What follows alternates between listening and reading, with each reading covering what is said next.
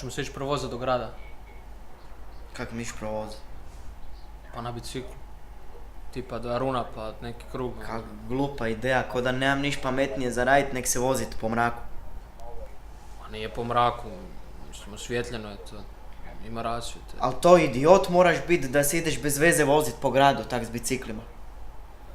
Pa dobro, ako ti nećeš ići, sigurno neko drugi hoće.